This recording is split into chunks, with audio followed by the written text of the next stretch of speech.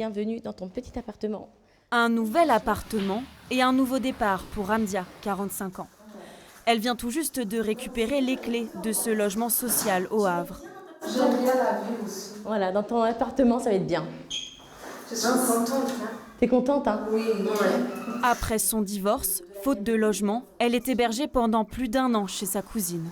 J'étais perdue concernant mes démarches administratives. Là où j'habite avant, c'est un petit village. Je ne peux pas trouver un travail. J'ai posé plusieurs CV.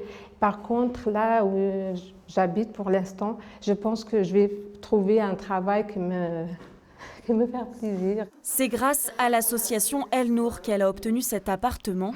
Une aide précieuse dans les démarches administratives parfois complexes. Il y a beaucoup de personnes qui viennent me voir et je les oriente. Donc, et je peux même les accompagner directement. Et quand on voit un résultat comme ça, on dit que c'est tout gagné. Installée au cœur de ce quartier prioritaire de Lillebonne, l'association accompagne de nombreuses femmes en situation de précarité.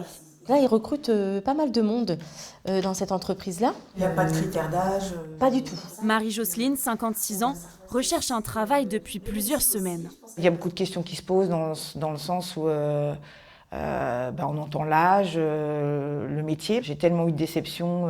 J'ai connu 3 redressements judiciaires, 2 licenciements. Enfin voilà, donc il faudrait apprendre à se faire confiance aussi.